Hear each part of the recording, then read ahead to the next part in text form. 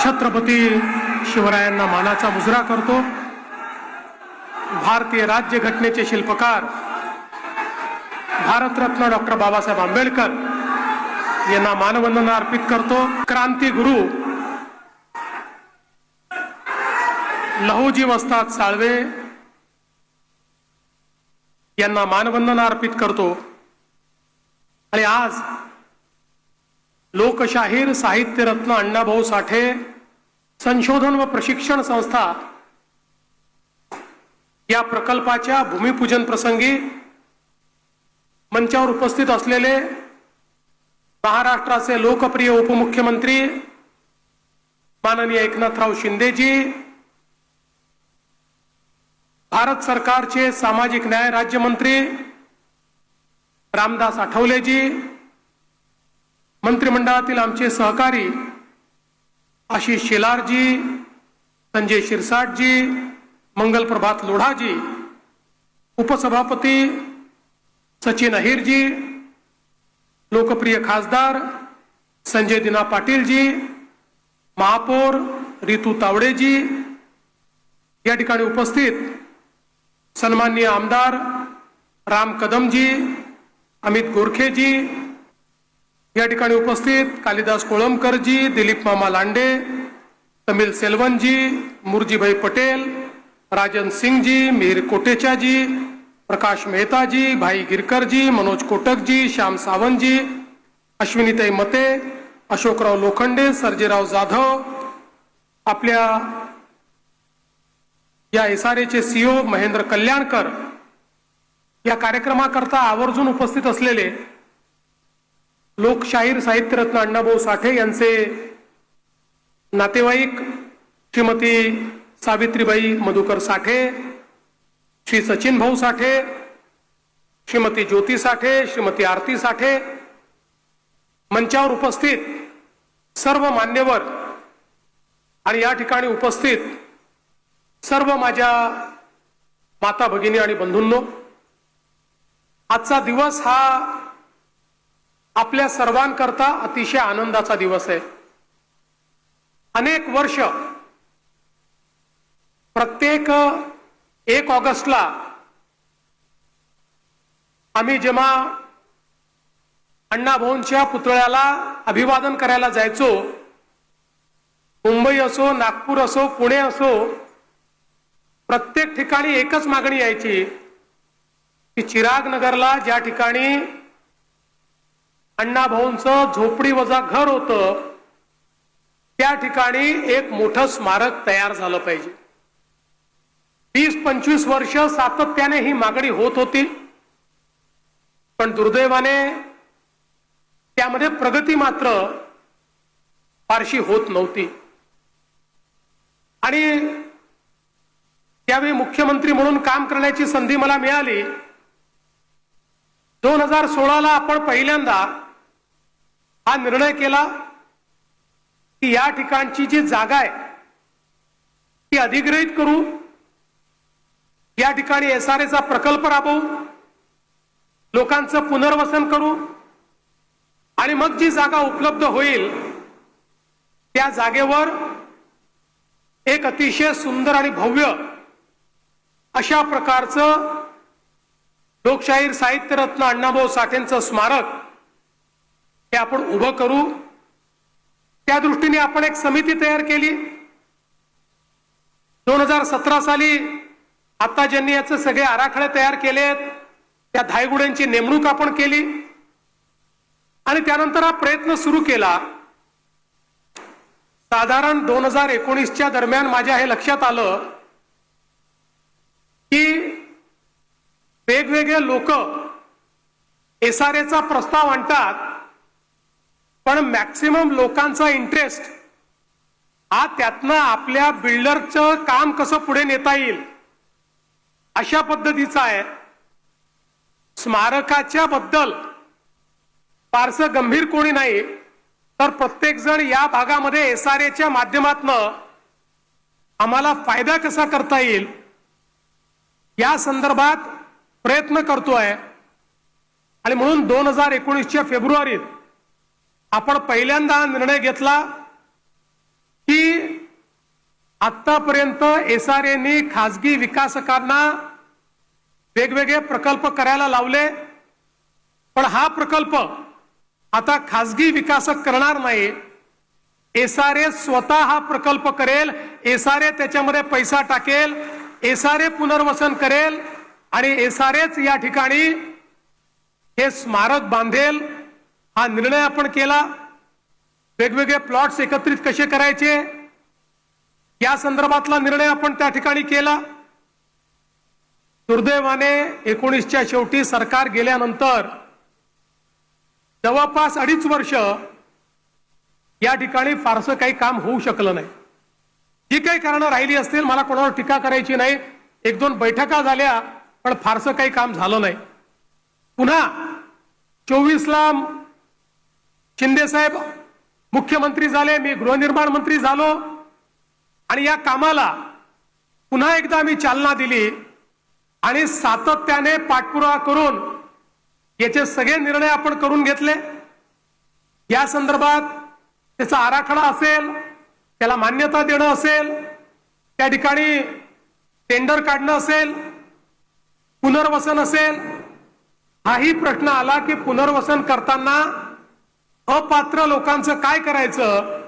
त्यावेळी आम्ही निर्णय केला की पात्र असो की अपात्र असो, अण्णाभाऊंचं स्मारक करायचं असेल तर ते स्मारक वंचितांना उद्ध्वस्त करून करता येणार नाही. त्यामुळे प्रत्येकाला या ठिकाणी त्याचं पुनर्वसन केलं पाहिजे आणि तशा पद्धतीनं ते पुनर्वसन आपण केलं. मी मनापासून SRAचे की कल्याणकर आणि त्यांच्या अधीनस्थ सगळ्या अधिकाऱ्यांचं अभिनंदन करतो की त्यांनी अतिशय चांगल्या पद्धतीनं वेगानं हा संपूर्ण प्लॉट रिकामा केला आणि आता पहिल्या टप्प्याचं भूमिपूजन आपण आज करतोय. मला 2 लोकांचा उल्लेख या ठिकाणी निश्चितपणे केला पाहिजे. खरं म्हणजे मंचावरच्या अनेक लोकांनी यात खूप मोलाची मदत केली आहे, पण राम कदम जे आमचे इथले आमदार आहेत त्यांचा मी विशेष उल्लेख करेन, कारण रामभाऊंनी याच्या प्रत्येक पावलावर त्या ठिकाणी मदत तर केलीच, पण दुर्दैवाने पहिलं प्लॅनिंग हे चुकलं होतं आणि या ठिकाणी घर दुसरीकडे आणि स्मारक दुसरीकडे अशा पद्धतीचं प्लॅनिंग झालं होतं. कदाचित थोडं सोयीचं वाटल्यामुळे ते प्लॅनिंग करण्यात आलं होतं.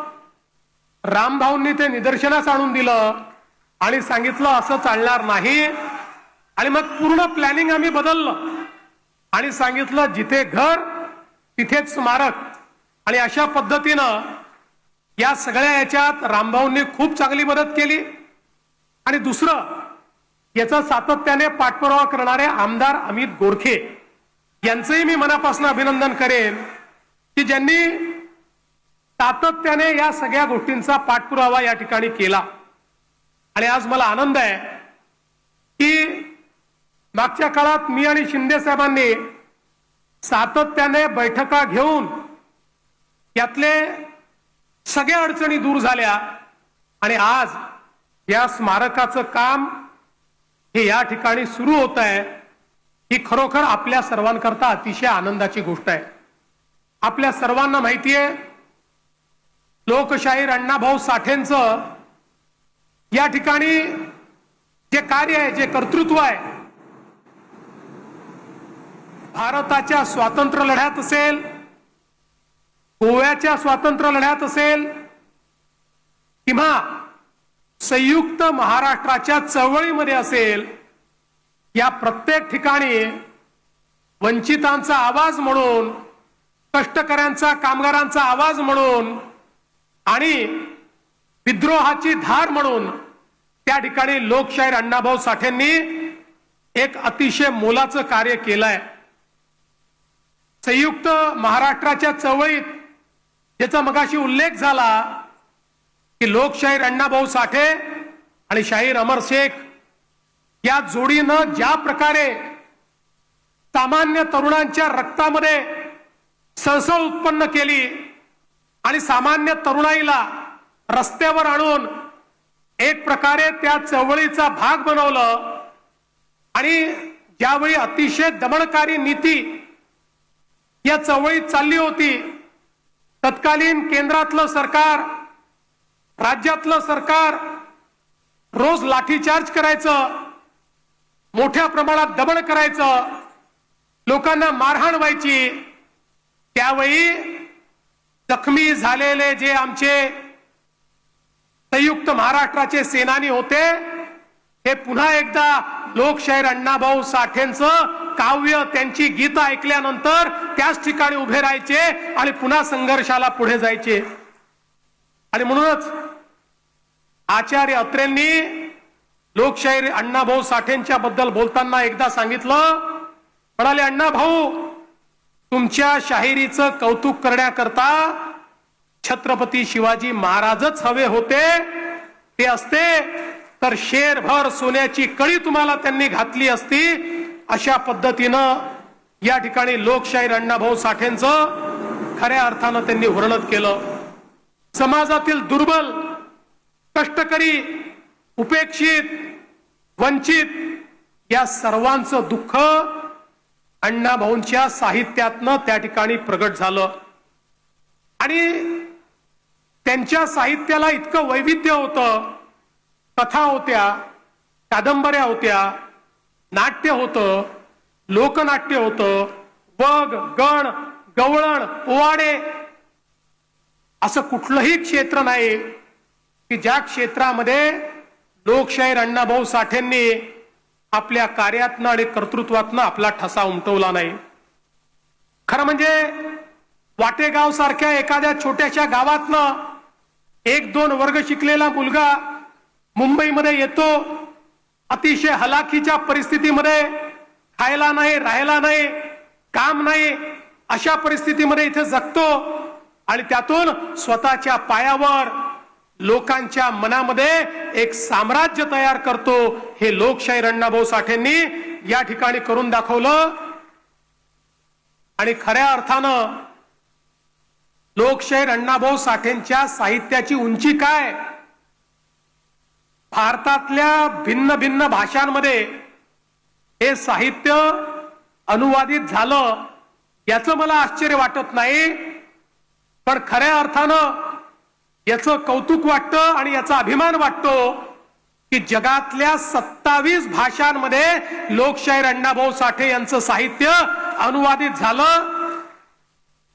आणि रशियन असेल, फ्रेंच असेल, इटालियन असेल, वेगवेगळ्या अतिशय प्रगत अशा प्रकारच्या देशांच्या भाषांमध्ये लोकशाहीर अण्णाभाऊ साठे यांचं हे साहित्य पोचलं.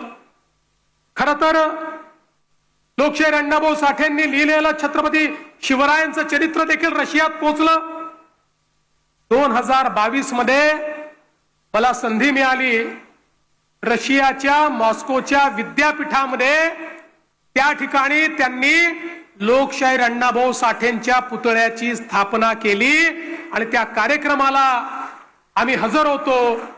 आठवले साहेब, आपण देखील त्या ठिकाणी होतात. आणि त्यावेळी त्या रशियाच्या युनिव्हर्सिटीच्या लायब्ररीमध्ये लोकशाहीर अण्णाभाऊ साठेंच्या साहित्यावर कन्व्हेन्शन झालं. आणि त्या कन्व्हेन्शन मध्ये रशियन बोलणाऱ्या, रशियन रहिवासी असलेल्या अनेक साहित्यिकांनी त्या प्रकारे अण्णाभाऊंच्या संदर्भात, त्यांच्या साहित्याच्या संदर्भात आपली मतं व्यक्त केली. आमचा सर्वांचा ऊर भरून आला. अभिमानाने आमची छाती मोठी झाली की आपले लोकशाहीर अण्णाभाऊ साठे हे दिग्विजयी झाले. त्यांनी संपूर्ण जगामध्ये आपलं साहित्य हे त्या ठिकाणी पोचवलं. आपल्याला कल्पना आहे की या ठिकाणी फकीरासारखी त्यांची कादंबरी जी अजरामर झाली, जो फकीरातला नायक फकीरा आजही सामान्य माणसाच्या व्यथांना अभिव्यक्ती देतो. आणि केवळ अभिव्यक्ती देत नाही तर लढण्याचं सामर्थ्य देखील देतो. त्यामुळे त्यांनी जे साहित्य निर्माण केलं ते त्या काळाला सुसंगत तर होतच, पण त्यांचं साहित्य कालजयी आहे, ते आजही तेवढंच सुसंगत आहे. आणि म्हणूनच महाराष्ट्र सरकारने निर्णय करून त्यांच्या साहित्याचे खंड हे प्रकाशित करण्याचा आम्ही निर्णय केला. आणि आपल्याला माहिती असेल, मागील वर्षीच आम्ही त्यातले काही खंड हे त्या ठिकाणी रिलीज देखील केले. अण्णाभाऊंचं हे जे काही साहित्य आहे हे सामान्यातल्या सामान्य माणसापर्यंत पोचलं पाहिजे.